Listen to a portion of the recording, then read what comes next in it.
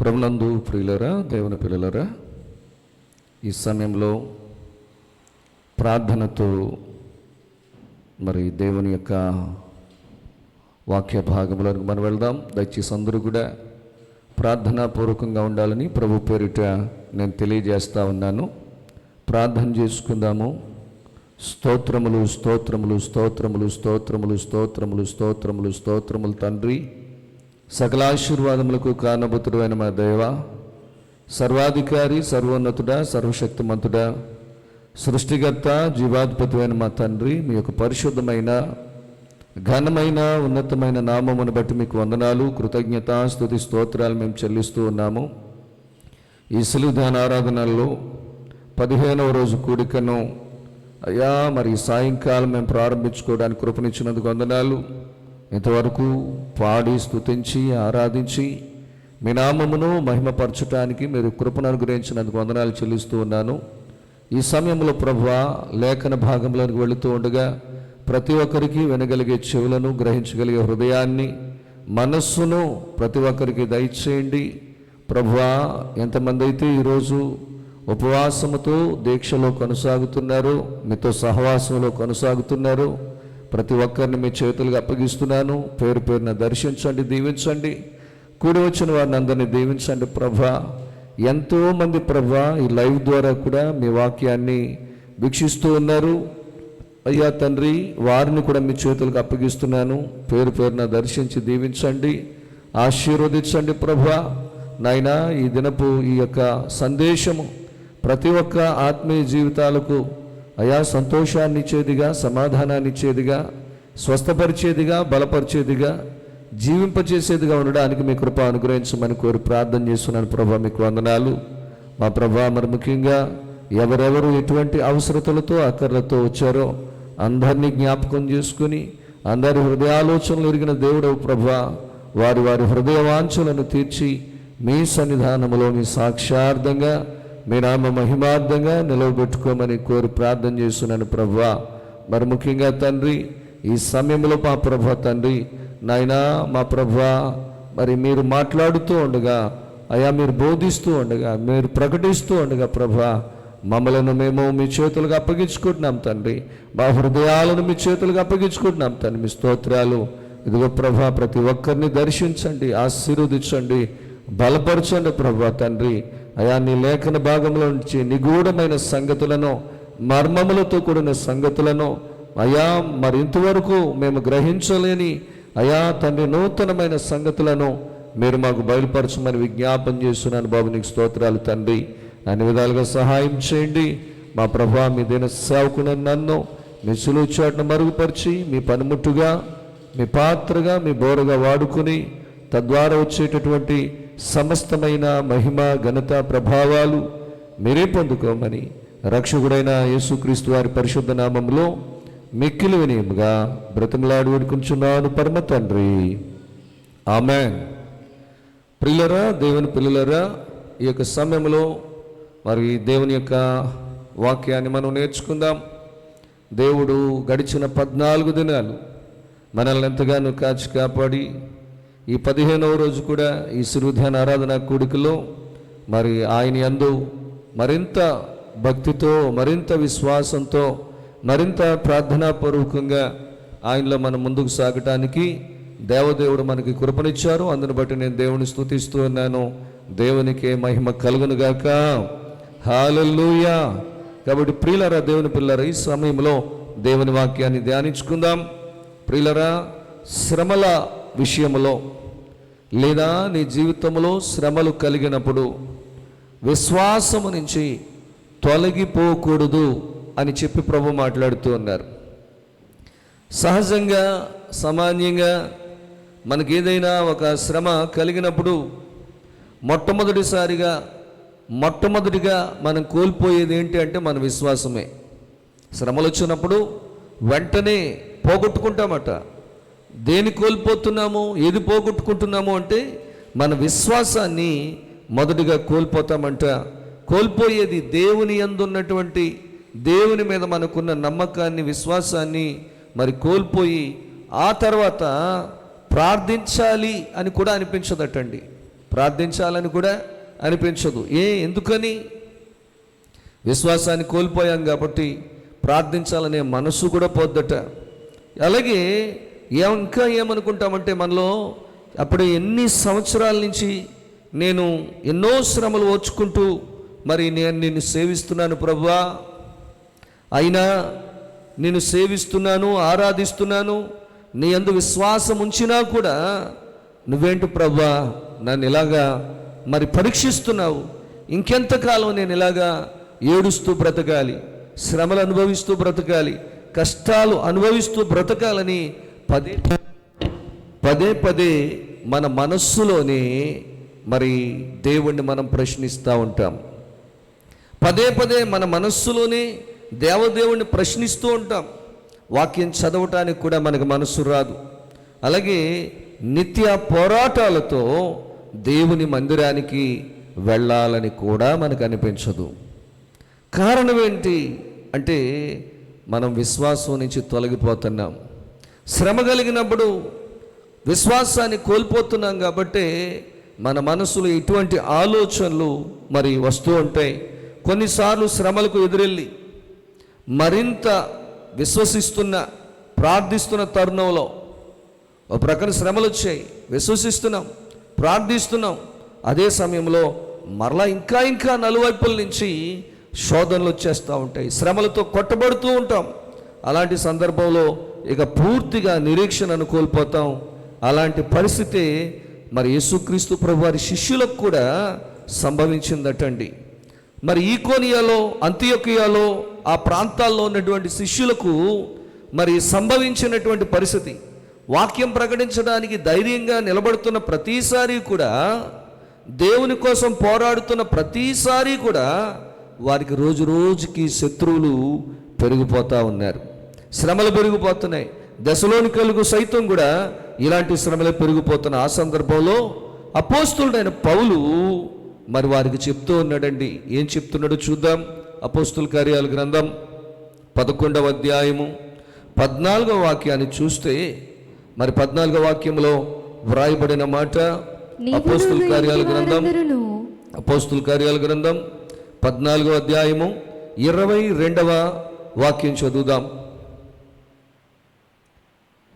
శిష్యుల మనస్సులను దృఢపరిచి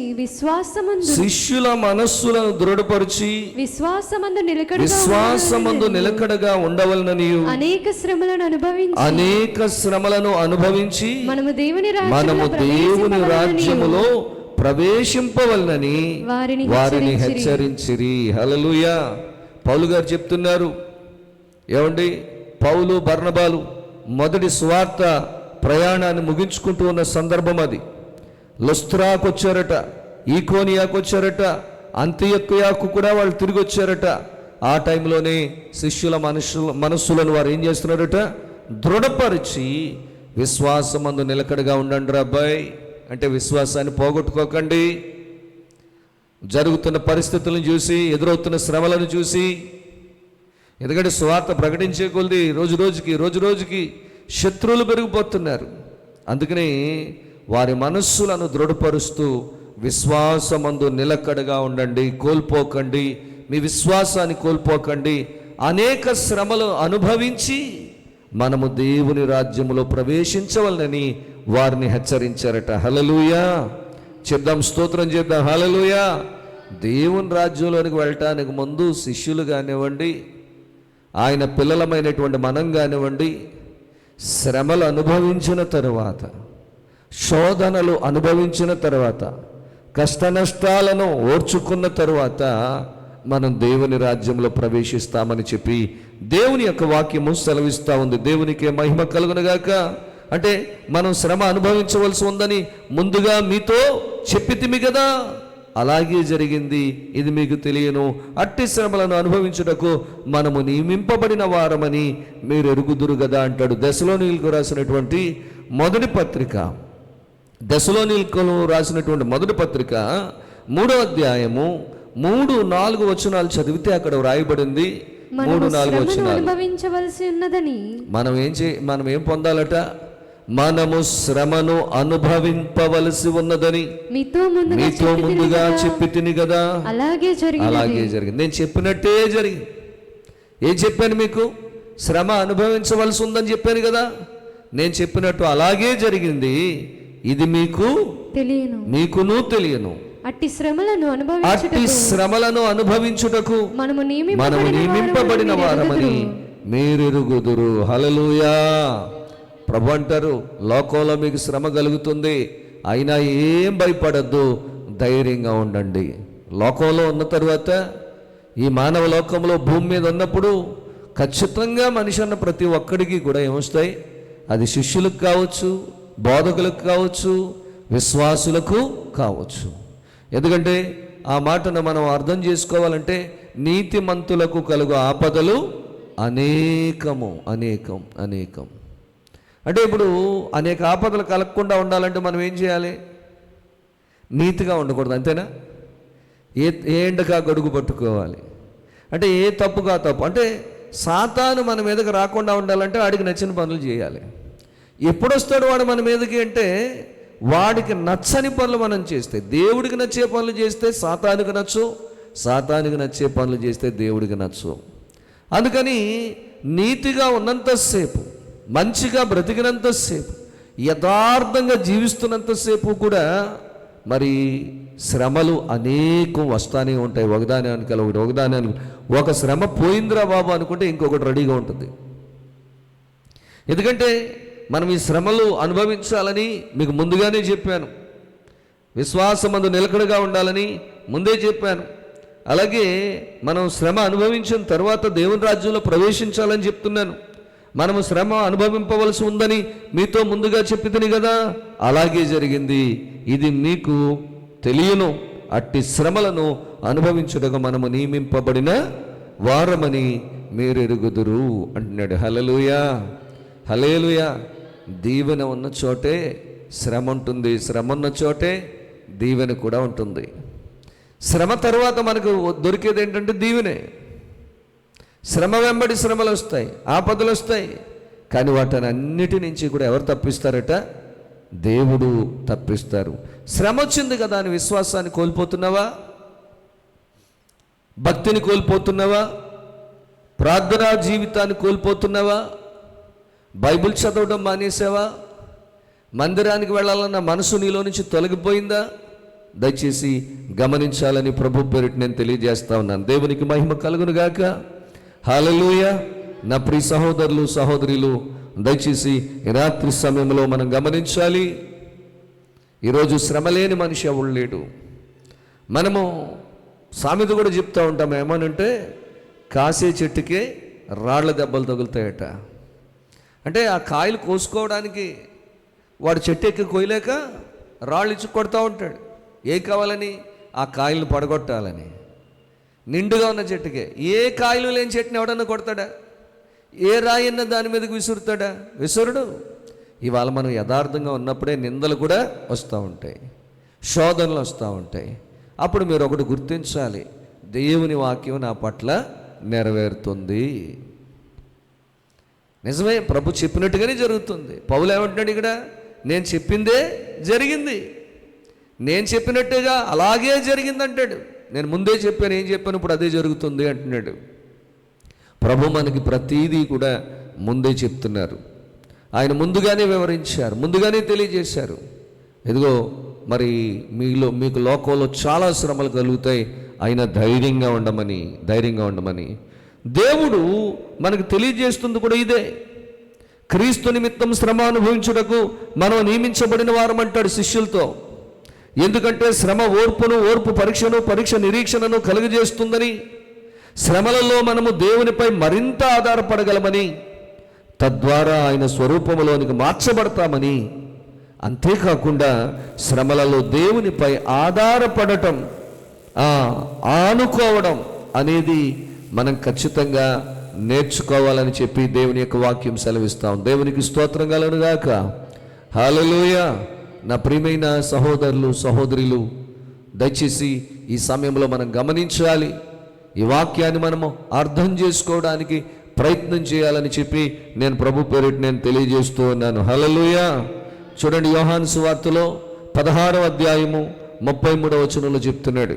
యోహాను సువార్త 16వ అధ్యాయము 33వ వచనం చదువుకుందాం. చూడండి, నా యందు మీకు సమాధానం కలుగునట్లు, నా యందు మీకు సమాధానము కలుగునట్లు ఈ మాటలు మీతో చెప్పుచున్నాను. ఈ మాటలు మీతో చెప్పుచున్నాను. లోకములో మీకు శ్రమ కలుగును. లోకములో మీకేం కలుగుతుంది? శ్రమ కలుగును. అయినను ధైర్యము తెచ్చుకొనుడి, నేను లోకమును జయించి ఉన్నాను. నేను దేవునికి స్తోత్రం కలుగును గాక. చెప్పండి, స్తోత్రం చెప్పండి. హల్లెలూయా. లోకంలో మీకు ఏం కలుగుతుంది? శ్రమ కలుగుతుంది. నాతో మీరు సమాధానంగా ఉండాలని ఈ విషయం నేను మీకు చెప్తా ఉన్నాను అంటున్నాడు. సమాధానంగా ఉండాలి. ఎందుకంటే దేవుని దగ్గర మనము ఆ సమస్యలను మరి చెప్పుకోవడం, లేకపోతే దేవుని మీద మనం కోపమించడం కాదు. కానీ ప్రియులారా, దేవుని పిల్లరా, మరి మనం సమాధానం కలిగి ఉండాలని. ఎందుకంటే నాకు ముందు చెప్పలేదు ప్రభువా ఇలాగని అని మరలా దేవుడి మీద నువ్వు నిందలేయకుండా, మరలా చదువుతామా ఆ మాట?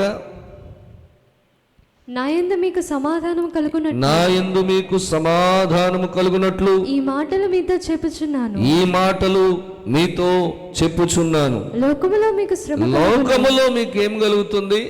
శ్రమ కలుగుతుంది. అయినను ధైర్యము తెచ్చుకోండి. దేవునికి స్తోత్రం కలుగును గాక. ఎందుకంటే నేను లోకమును జయించాను. నేను ఆల్రెడీ నేను జయించేశాను. కాబట్టి మీరు ఇప్పుడు పోరాడవలసిన అవసరం ఏమీ లేదు. శ్రమ కలుగుద్ది, కంగారు ఎందుకు? ఆల్రెడీ జయించాంగా.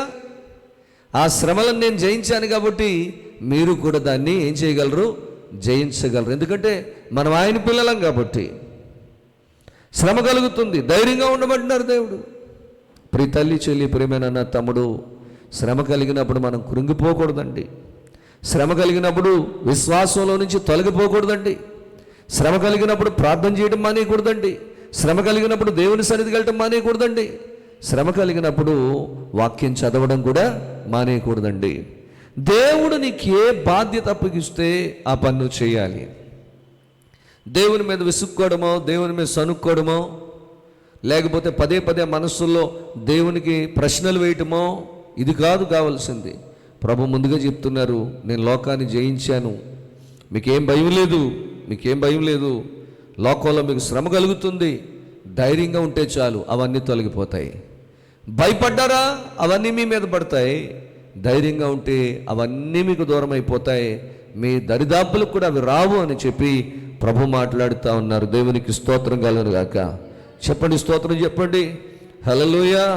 చూడండి, పౌలు గారు వాడ మీద ప్రయాణం చేస్తున్నప్పుడు భయంకరమైన పరిస్థితి వచ్చిందంట. అపోస్తుల కార్యాల గ్రంథంలో 27వ అధ్యాయంలో మనం చూస్తూ ఉంటాం. అక్కడ మనం చూస్తూ ఉన్నప్పుడు మరి పెద్ద గాలి వచ్చేసినట్లుగా.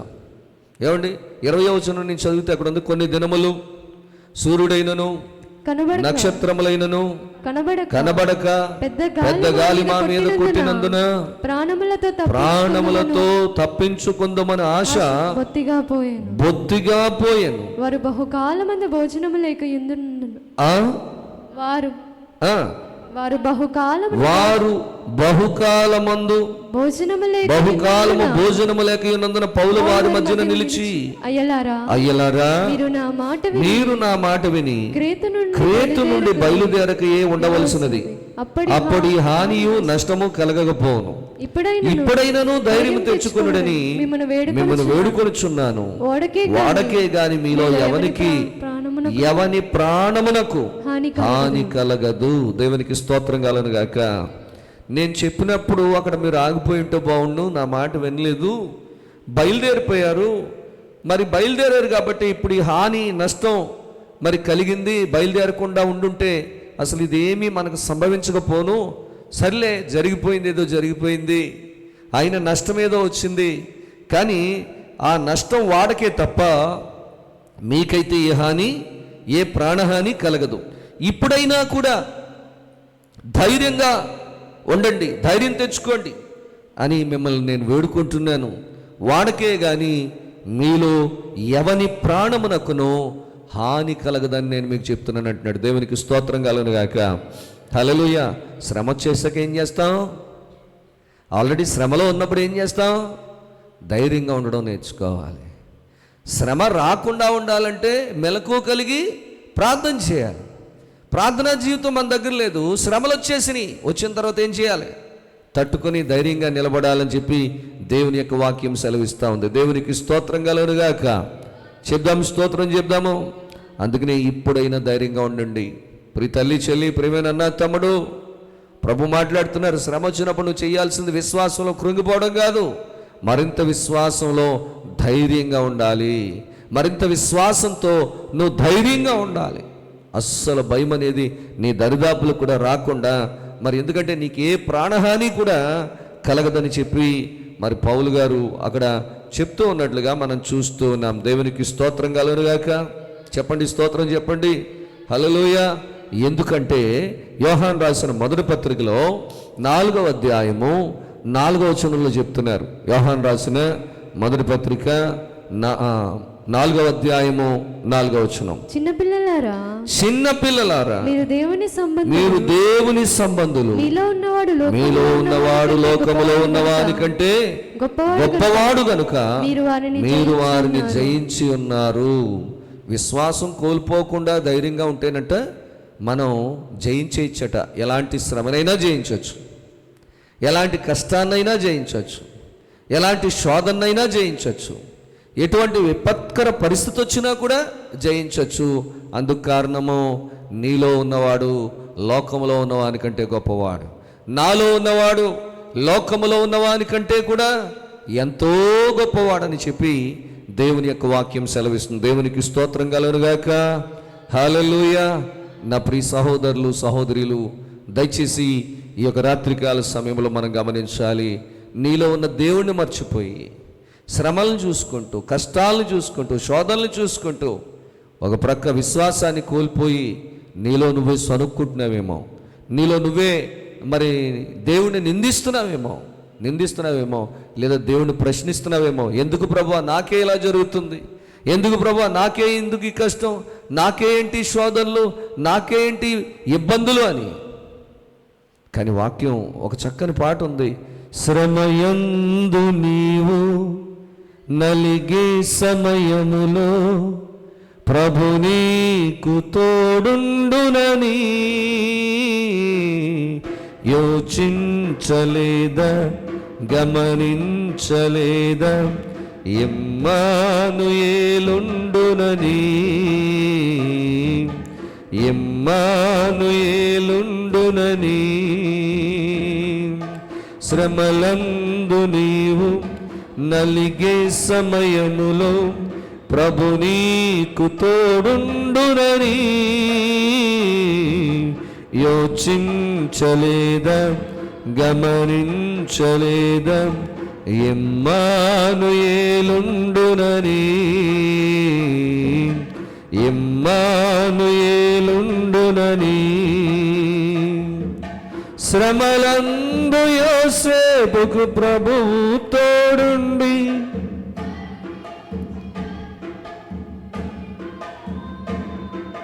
శ్రమలందు యోసేపును ప్రభువు కరుణించి, లేదా ఈనాడు నీదు శ్రమలన్నీ తీర్చి పరలోక రాజ్యమీయలేదా? ఈనాడు నీదు శ్రమలన్నీ తీర్చి పరలోక రాజ్యమీయలేదా? శ్రమలందు నీవు నలిగే సమయములో ప్రభు నీకు తోడుండునని యోచించలేదా, గమనించలేదా? ఇమ్మానుయేలుండునని, ఇమ్మానుయేలుండునని.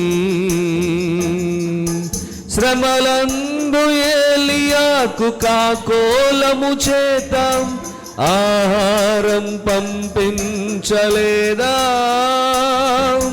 శ్రమయందు ఏలియాకు కాకోలము చేత ఆరం పంపించలేదా?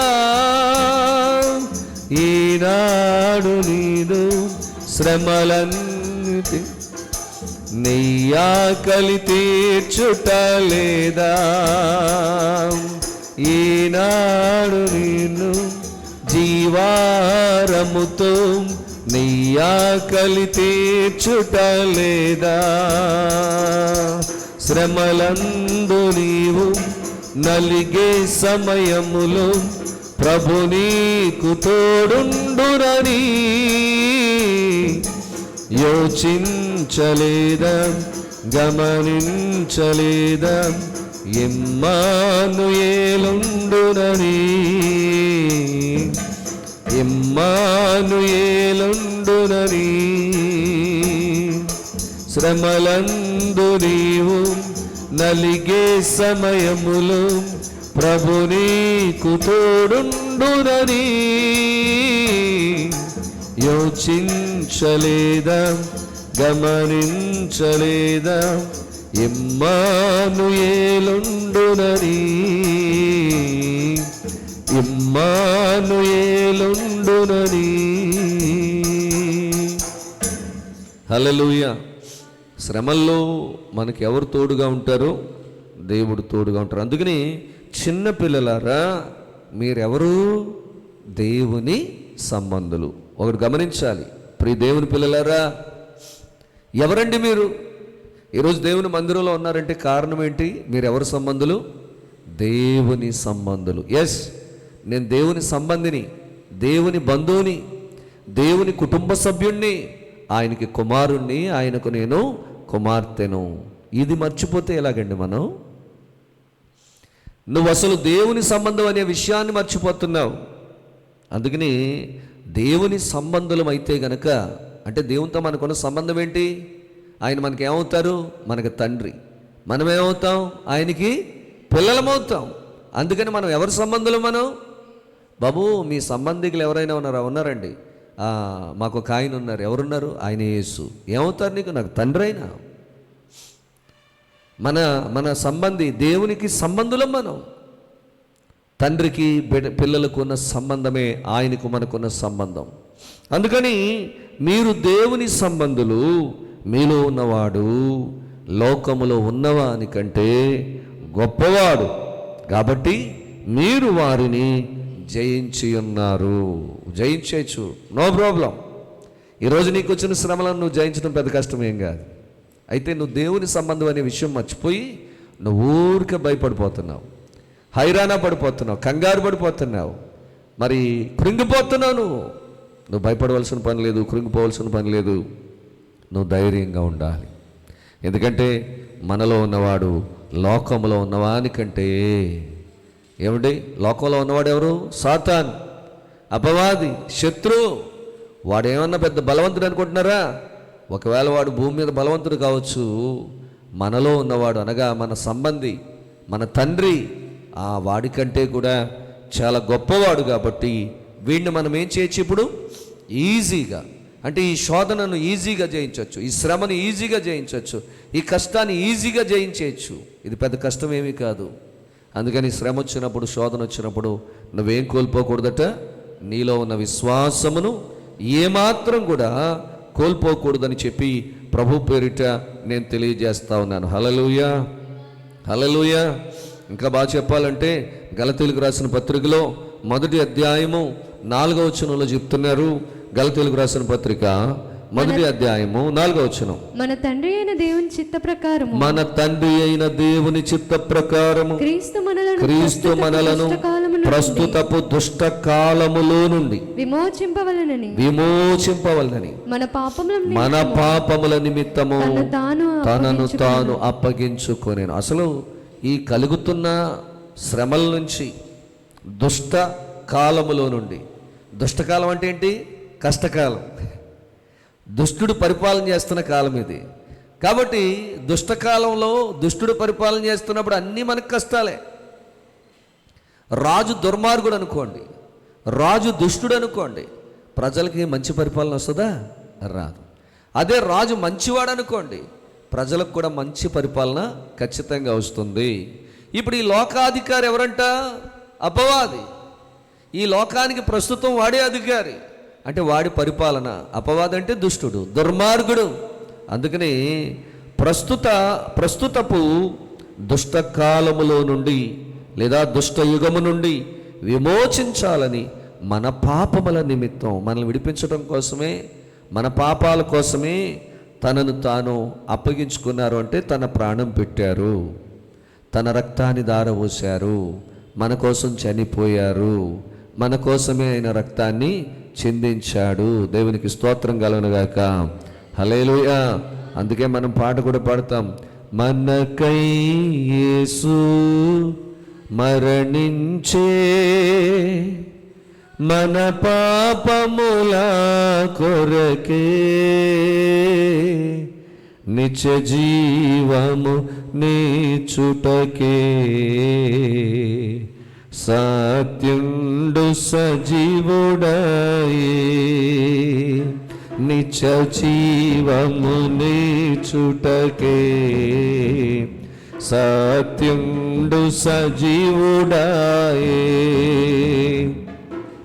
మనకై యేసు మరణించే, మన పాపముల కొరకే, నిత్య జీవము నీచుటకే, సత్యుండు సజీవుడాయే, నిత్య జీవము నీచుటకే,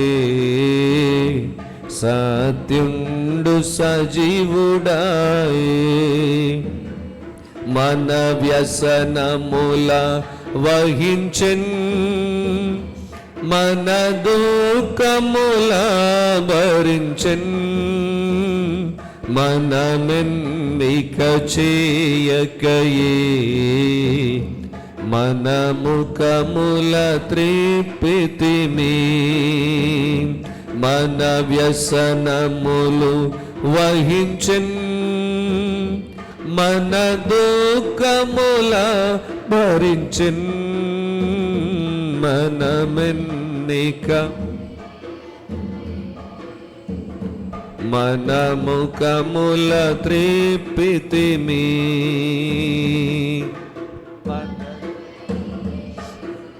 మరణించే,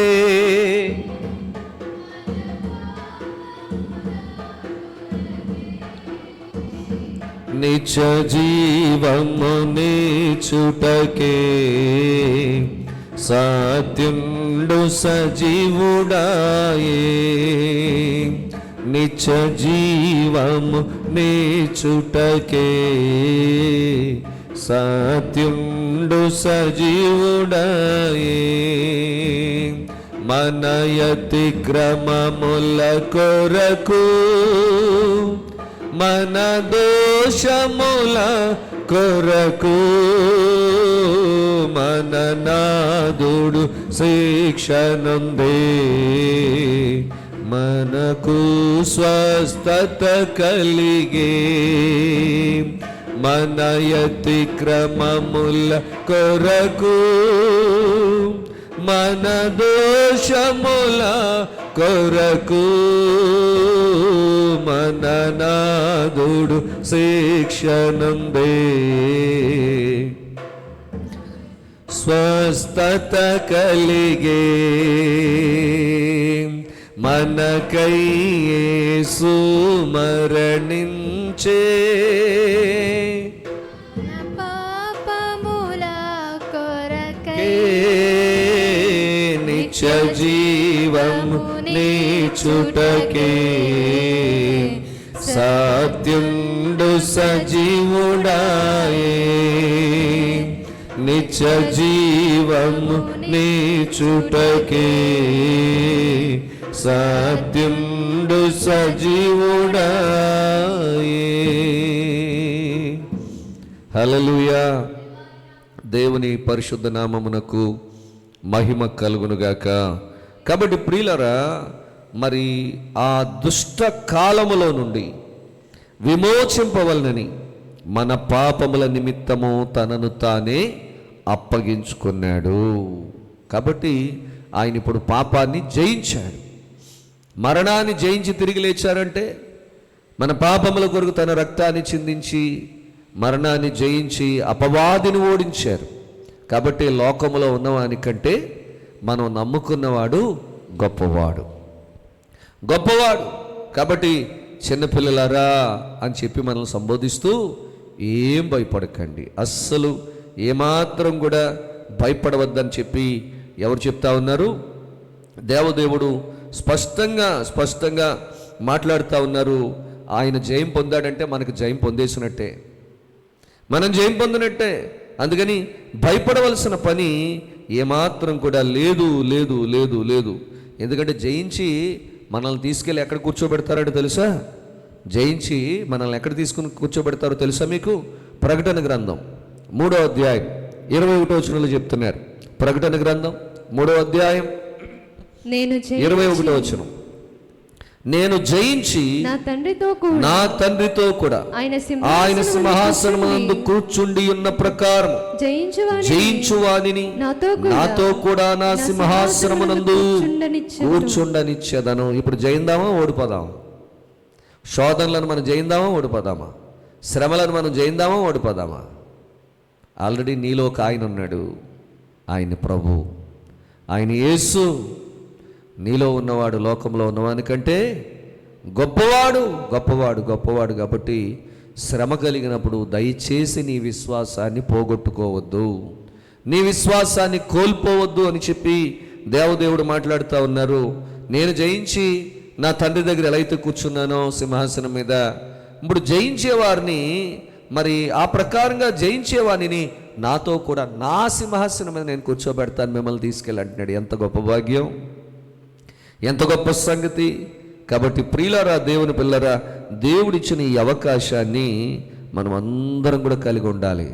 ఒకవేళ దేవుడిని పట్టించుకోవడానికి అనుకుంటున్నామేమో, నన్ను రక్షించడు, నా శోధన ఇంతే, నా కర్మింతే, నా బ్రతికింతే, నా జీవితం ఇంతే అని అనుకుంటున్నావేమో, అస్సలు భయపడొద్దు. ప్రభు నిన్నేమీ విడిచిపెట్టడు. శ్రమ కలుగుతుంది, అయినా ధైర్యంగా ఉండమని ప్రభు చెప్పలేదా? ఎందుకు ధైర్యంగా ఉండమన్నారంటే యోహాను సువార్త 14వ అధ్యాయము 27వ వచనంలో ఒక మాట చెప్తూ ఉన్నారు. యోహాను సువార్త 14వ అధ్యాయము 27వ వచనం చూడండి. శాంతి మీకు అనుగ్రహించి వెళ్ళుచున్నాను, నా శాంతినే మీకు అనుగ్రహించుచున్నాను, లోకమిచ్చునట్టుగా నేను మీకు అనుగ్రహించుటలేదు. మీ హృదయములను కలవరపడనీయకుడి, వెరవనీయకుడి. దేవునికి స్తోత్రం కలుగును గాక. శాంతి లేదా సమాధానం. శాంతినిస్తున్నాను అంటే సమాధానం వచ్చేసినట్టే మనకి. నా శాంతిని మీకు అనుగ్రహించి వెళ్ళుచున్నాను, మీకు అనుగ్రహించుచున్నాను, లోకమిచ్చినట్టుగా కాదండోయ్. లోకమిచ్చినట్టుగా నేను మీకు ఇవ్వట్లేదు. మీ హృదయములను కలవరపడనివ్వద్దు, వెరవనివ్వద్దు, అస్సలు విశ్వాసాన్ని కోల్పోద్దు అంటున్నారు దేవుడు. దేవునికి స్తోత్రం కలుగును గాక. హల్లెలూయా. ఈ శ్రమ వచ్చింది, ఏం పర్వాలేదు, ఎందుకంటే వాటిని జయించే దేవుడు మనతో ఉన్నారు. విశ్వాసం ఉంటే దాన్ని జయించడం పెద్ద కష్టమేమీ కాదు. భయపడితేనే ఇంకా దిగజారిపోతాం. విశ్వాసాన్ని కోల్పోతే ప్రార్థన ఉండదు, ప్రార్థన లేకపోతే దైవ కార్యాలు మన జీవితంలో జరగవు. మరి ప్రార్థన లేకపోతే దేవుని సన్నిధి కూడా మనం వెళ్ళాం. అప్పుడు ఆటోమేటిక్గా దేవునికి దూరం అయిపోయి ఇంకా శ్రమల్లో కూరిపోతాం, ఇంకా కష్టాల్లో కూరిపోతాం. కాబట్టి మరి శోధన వచ్చినప్పుడు, శ్రమ వచ్చినప్పుడు నువ్వు కృంగిపోవద్దు, నీ విశ్వాసాన్ని కోల్పోవద్దు అని చెప్పి ప్రభు మనతో మాట్లాడుతూ ఉన్నారు. దేవునికే మహిమ కలుగునుగాక. హల్లెలూయా, హల్లెలూయా. మనం చూస్తాము, ఇశ్రాయేలీలకు ఒక శ్రమ వచ్చింది. ఏంటి ఆ శ్రమ? ఇశ్రాయేలీలకు వచ్చిన శ్రమ ఏంటి అని అంటే, మరి ఫిలిష్తీయులు ఇశ్రాయేలీల మీదకి యుద్ధానికి వచ్చారట. అప్పుడు మొట్టమొదటి రాజు ఉన్నాడు, ఆయన పేరు సౌలు. ఫిలిష్తీయులు యుద్ధానికి వచ్చేటప్పటికి వీళ్ళు కూడా యుద్ధానికి వెళ్ళారు, యుద్ధ భూమిలో ఉన్నారు. అటు పక్కన వాళ్ళు డేరాలు వేసుకున్నారు, ఇటు పక్కన వీళ్ళు డేరాలు వేసుకున్నారు. ఎందుకంటే యుద్ధ నీతి ఏంటంటే, సూర్యుడు ఉదయించిన తర్వాత యుద్ధం మొదలు పెడతారు. చీకటి పడే సమయానికి ఎంత హోరాహోరీగా జరుగుతున్న యుద్ధమైనా ఆపేయాల్సిందే. చీకటి పడే సమయానికి వారు బోర ఊపుతారు, ఓదగాని యుద్ధాన్ని విరమించుకుని ఎవరు గుడారాలకు వాళ్ళు వెళ్ళిపోతారు. మళ్ళీ మరుసటి రోజు పొద్దుటే సూర్యోదయం అయిన తర్వాత మళ్ళీ యుద్ధం. ఇది యుద్ధనీతి. కాబట్టి వీళ్ళు యుద్ధం చేసుకుందామని చెప్పేసి పంక్తులుగా బారులు తీరిపోయి ఉన్నారు. ఇటు ఇశ్రాయేలీలు, ఈ పక్కన ఫిలిష్తీయులు ఉన్నారు. ఆ టైంలో ఇంకా సై అంటే సై అనుకున్నారు. ఇంకా యుద్ధం మొదలైపోద్ది అనుకున్న టైంలో గొలియాత్ అనేవాడు ముందుకొచ్చి ఫిలిష్తీయుల వైపు నుంచి అన్నాడంట, ఇదిగో మనం అందరం యుద్ధం చేసుకోవడం ఎందుకు, చాలామంది చచ్చిపోతారు, ప్రాణహాని జరుగుద్ది. అలా కాదు, ఓ పని చేద్దాం, నేను మా వాళ్ళ తరపున నేను ఒక్కడిని వస్తాను, మీ తరపున ఎవరినైనా ఒక్కడిని పంపించండి. ద్వంద్వ యుద్ధం అంటారు కదా, మీ తరపున ఒకరిని పంపించండి, మేమిద్దరమే దెబ్బలాడుకుంటాం. నేను ఓడిపోతే మేమందరం ఓడిపోయినట్టే, మీ వాడు ఓడిపోతే మీరందరూ ఓడిపోయినట్టే, యుద్ధం చాలా సింపుల్గా తేలిపోద్ది అని అన్నాడు. అనేటప్పటికి ఎవ్వడికి ధైర్యం సరిపోలేదు. ఎందుకంటే పర్వతంలా ఉన్నాడు. ఎవరు? గొలియాతు. చాలా బలంగా ఉన్నాడు. వాడి చేతిలోని ఈటే నేతగాని దోనంతలా ఉందంట. ఆ ఈటే 10 మంది మొయ్యాలి మనమైతే. అంతా అలాంటి బలాఢ్యుడు వచ్చి ఛాలెంజ్ చేస్తుంటే ఒక్కళ్ళు కూడా ముందుకెళ్ళలేదట. రోజు చీకటి పడేదాకా ఇలాగే తొడగొడుతున్నాడు, ఎవరు వెళ్తలేదు. మళ్ళీ చీకటి అయిపోతుంది, యుద్ధం విరమించుకుంటున్నారు.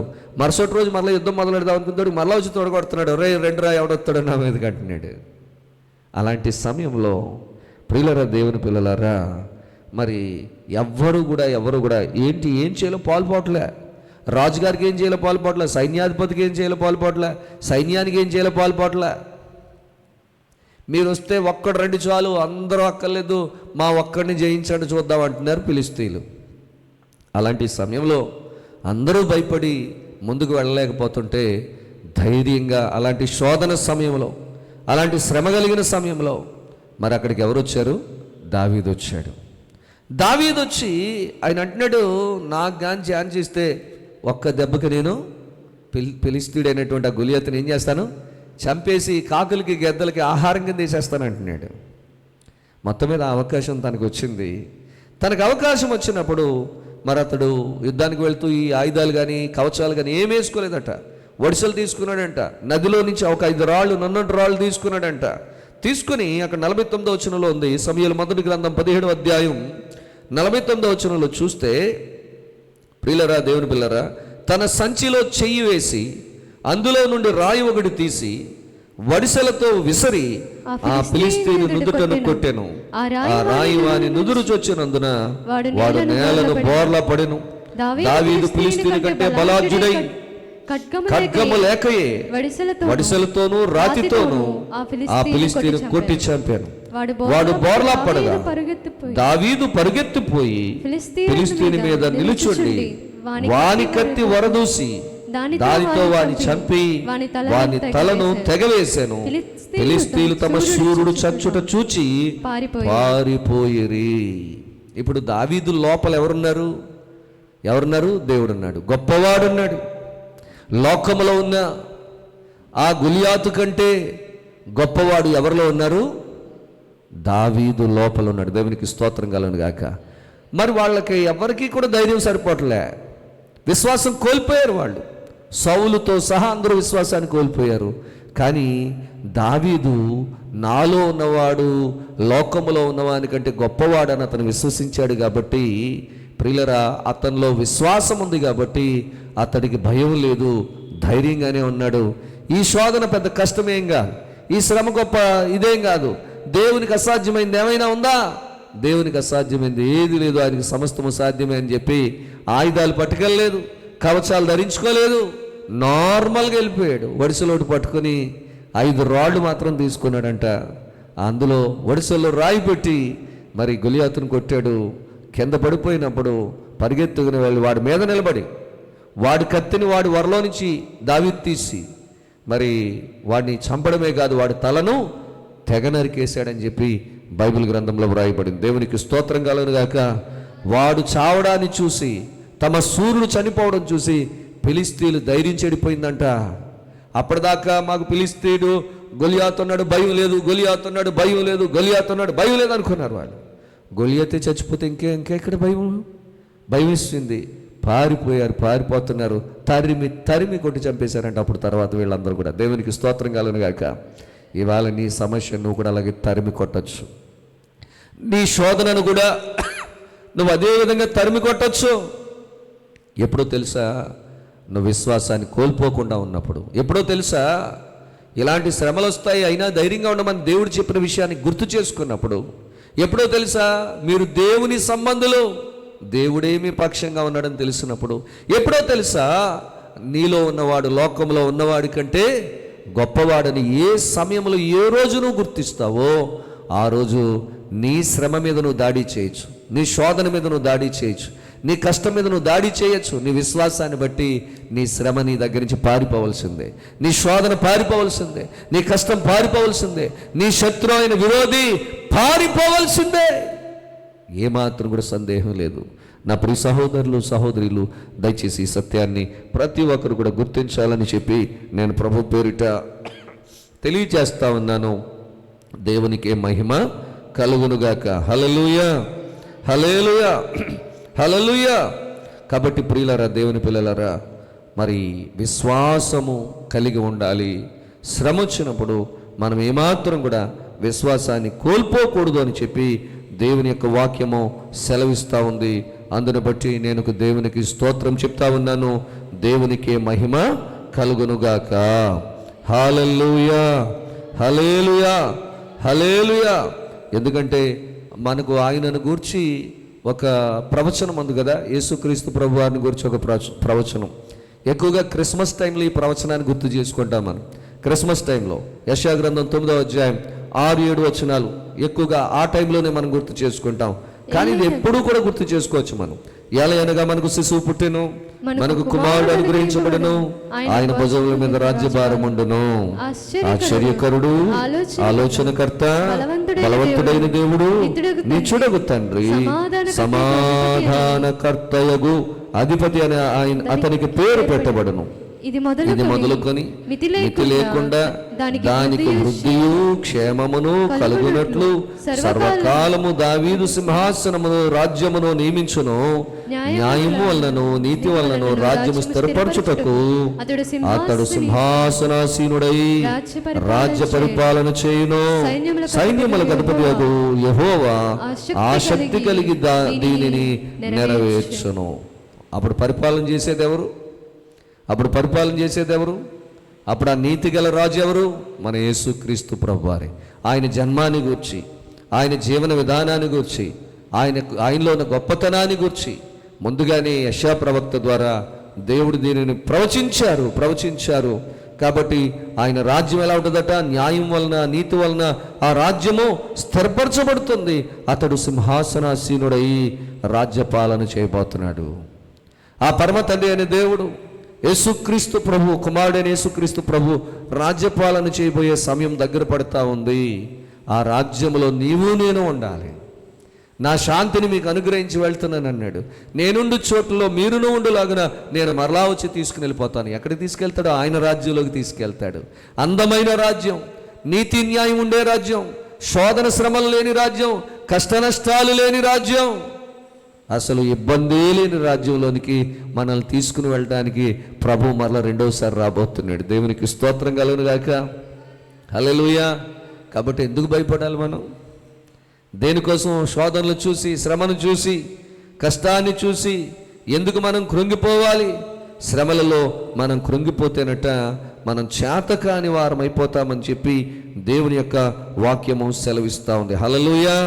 సామెతల గ్రంథంలో 24వ అధ్యాయము 10వ వచనంలో చెప్తా ఉన్నారు. సామెతల గ్రంథము 24వ అధ్యాయము 10వ వచనం చూడండి.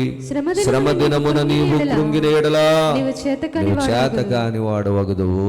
ఏం చేత కాదు నీకు? ప్రార్థన చేత కదా? విశ్వాసం అంటే ఎలా ఉండదో తెలీదా? దేవుని యొక్క గొప్పతనం గురించి నీకు తెలీదా? నీలో ఉన్నవాడు లోకంలో ఉన్నవాడి కంటే గొప్పవాడనే విషయం నీకు తెలీదా? ఎన్నిసార్లు వినుంటావు ఈ వాక్యాన్ని? ఎందుకు నీకు భయం? ఎందుకు నువ్వు వేదన పడిపోతున్నావు? శ్రమ కలుగుద్ది. అయినా ధైర్యం తెచ్చుకోండి. చిన్నపిల్లలారా, మీరు లోక సంబంధులు కాదు, మీరు దేవుని సంబంధులు. నా ప్రియ తల్లి, చెల్లి, ప్రియమైన నా తమ్ముడు, మనము దేవుని సంబంధులం.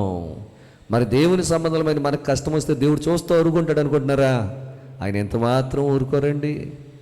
ఆయన పిల్లల్ని ఎప్పుడు కూడా కంటికి రెప్పలు ఆయన కాపాడుకుంటూనే ఉంటాడు.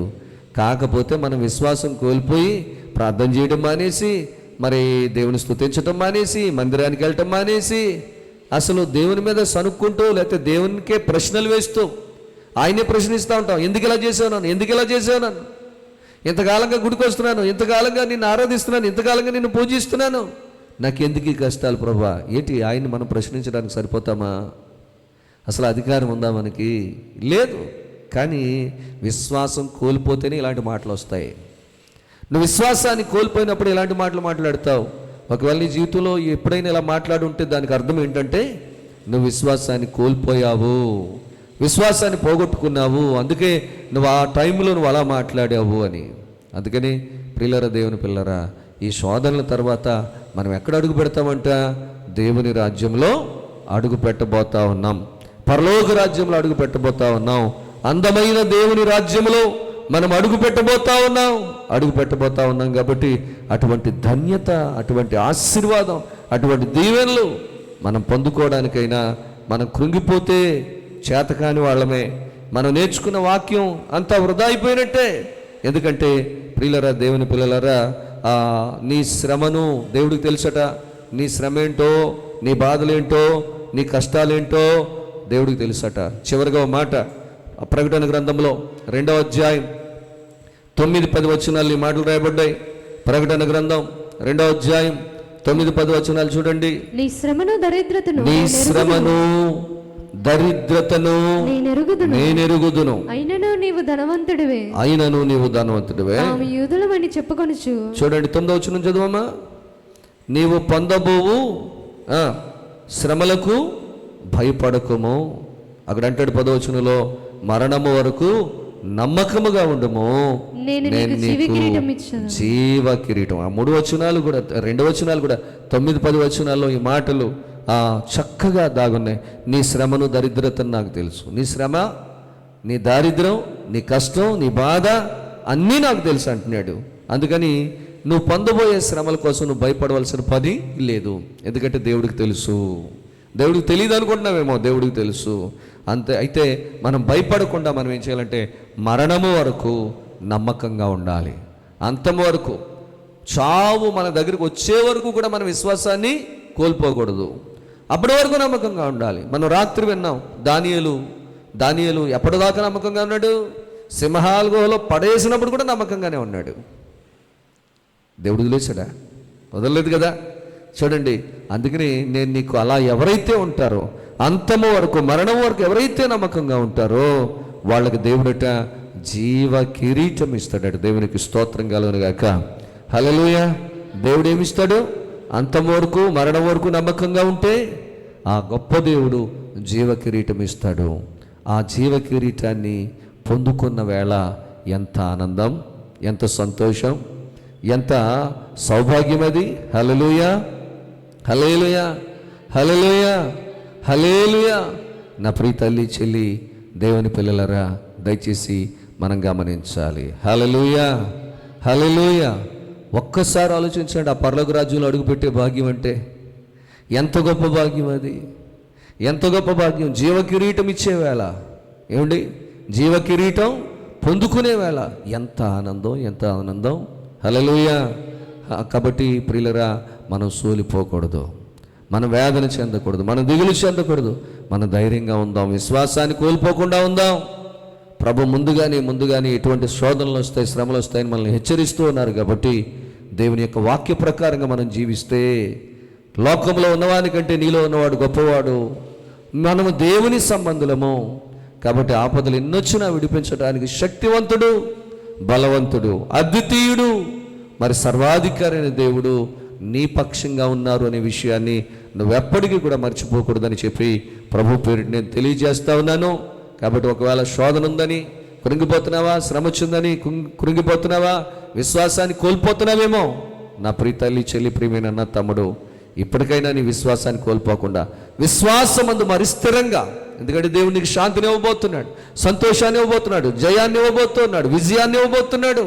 ఇదిగో నీ ప్రతి కీడును తీసివేసి దేవుడు గొప్ప ఆనందాన్ని, గొప్ప సంతోషాన్ని, గొప్ప సమాధానాన్ని నీకు ఇవ్వబోతున్నాడు. కాబట్టి నా ప్రభు చాలా గొప్పవాడనే విషయాన్ని నువ్వు గుర్తుంచుకొని, మరి ప్రభు నాతో ఉన్నాడు కాబట్టి నేను దేనికి భయపడనని చెప్పి హృదయపూర్వకంగా నువ్వు ప్రార్థన చేస్తే, విశ్వాసంలో స్థిరంగా ఉంటే, ప్రార్థనలో ఎదిగితే, మరి దేవుని వాక్యంలో ఎదిగితే, దేవుడు నీ పట్ల జీవ కిరీటాన్ని ఇచ్చే గొప్ప కార్యాన్ని దేవదేవుడు చేయబోతున్నారు. కాబట్టి అట్టి దేవుని కృపను పొందుకునేటట్లుగా మనం ప్రార్థన చేద్దామా? దయచేసి అందరూ కూడా ప్రార్థనాపూర్వకంగా ఉన్నట్లయితే ప్రార్థన చేసుకుందాం. హల్లెలూయా, హల్లెలూయా, హల్లెలూయా. స్తోత్రాలు, స్తోత్రాలు, స్తోత్రాలు, వందనాలు, వందనాలు, వందనాలు, వందనాలు ప్రభువా, వందనాలు తండ్రి. హల్లెలూయా, హల్లెలూయా, హల్లెలూయా, హల్లెలూయా, హల్లెలూయా. సోలిపోవలదు మనసా, సోలిపోవలదు,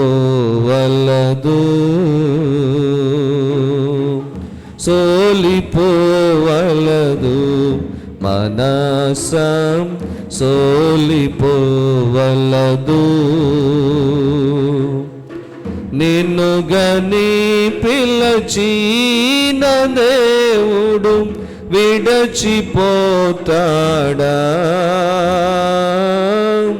నిన్ను గని పిలచిన దేవుడు విడిచిపోతాడా? సోలిపోవలదు మనసా, సోలిపోవలదు, సోలిపోవలదు మనసా, సోలిపోవలదు. ఇకటులు ఇబ్బందులు నిన్ను చుట్టుముట్టినను, ఇకటులు ఇబ్బందులు నిన్ను చుట్టుముట్టినను, ప్రియుడు నిన్ను చేరదీసిన ఆనందము కాదా? ప్రియుడు నిన్ను చేరదీసిన ఆనందము కాదా? సోలిపోవలదు మనసా, సోలిపోవలదు, సోలిపోవలదు మనసా, సోలిపోవలదు. శోధనలపై జయము పొందిన భాగ్యవంతుడవు, శోధనలపై జయము పొందిన భాగ్యవంతుడవు. జీవ కిరీటము మోయువేళ ఎంతో సంతోషము, జీవ కిరీటము మోయువేళ ఎంత సంతోషము. సోలిపోవలదు మనసా, సోలిపోవలదు, సోలిపోవలదు మనసా, సోలిపోవలదు. వాక్కు ఇచ్చిన దేవుని నీవు పాడి కొనియాడు, వాక్కు ఇచ్చిన దేవుని నీవు పాడి కొనియాడు. తీర్చిదిద్దే ఆత్మ నిమ్మని చేరి ప్రార్థించు, తీర్చిదిద్దే ఆత్మ నిమ్మని చేర ప్రార్థించు. సోలిపోవలదు మనసం సోలిపోవలదు, సోలిపోవలదు, మనసం సోలిపోవలదు. నిన్ను గని పిలచిన దేవుడు విడచిపోతాడా? నిన్ను గని పిలచిన దేవుడు విడచిపోతాడా? సోలిపోవలదు, మనసం సోలిపోవలదు, సోలిపోవలదు, మనసం సోలిపోవలదు, సోలిపోవలదు, సోలిపోవలదు.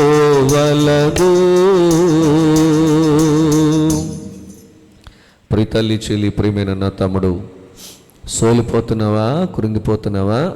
శోధనలు చేయని, శ్రమలు చేయని, కష్టాలు చేయని, ఇబ్బందులు చేయని ఒకవేళ నువ్వు కృంగిపోతున్నావేమో, విశ్వాసంలో నుంచి నువ్వు తొలగిపోతున్నావేమో, మరి దేవుణ్ణి ప్రశ్నిస్తున్నావేమో, ఎందుకు నాకే ఈ పరిస్థితి అని.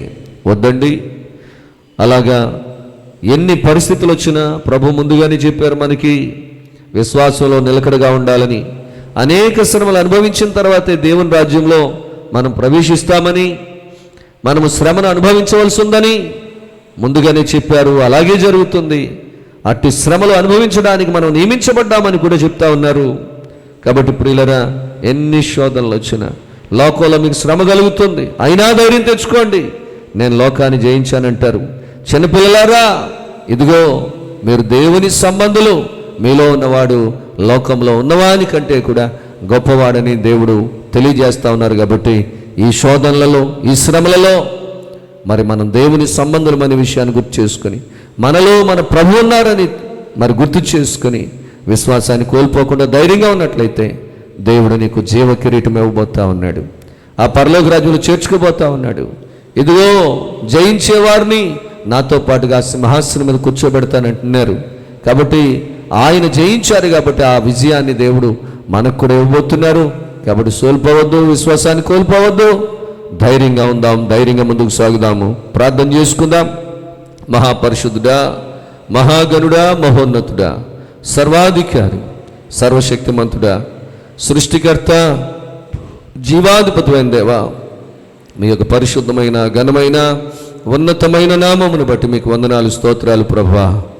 అయా, ఈ సిలువ ధ్యాన ఆరాధన కూడికలో, ఈ 15వ రోజు కూడికలో, ఈ రాత్రి అయా సూటిగా స్పష్టంగా అయా మేము సోలిపోతున్నామని, కుమిలిపోతున్నామని, శ్రమలు వచ్చాయని, బాధలు వచ్చాయని, ఇబ్బందులు వచ్చాయని, విశ్వాసంలో నుంచి మేము తొలగిపోతున్నామని మీరు ముందుగానే మమ్మల్ని హెచ్చరించారు.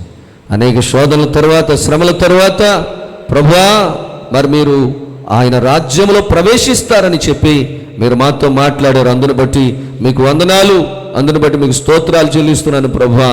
సహాయం చేయండి అయ్యా. మీరు ముందుగానే హెచ్చరించారు అయ్యా, ఏం భయపడొద్దని హెచ్చరించారు. నా శాంతిని మీకు ఇస్తానని చెప్పారు. పరలోక రాజ్యంలో సింహాసనం మీద కూర్చోబెడతానని చెప్పారు. ప్రభువా మీకు వందనాలు, స్తోత్రాలు నాయనా. మీరు దేవుని సంబంధులను గుర్తు చేస్తున్నారు ప్రభు. అంతేకాదు మీలో నేనున్నానని, మీలో ఉన్నవాడు లోకంలో ఉన్నవాని కంటే కూడా గొప్పవాడని అనేక విషయాలు మీరు మాకు బయలుపరిచారు ప్రభువా. మీకు వందనాలు, స్తోత్రాలు చెల్లిస్తూ ఉన్నాను. అన్ని విధాలుగా సహాయం చేయండి. ఆత్మలు బలపరచండి, ఆత్మలు స్థిరపరచండి, ఆత్మలు ఉజ్జీంపచేయండి.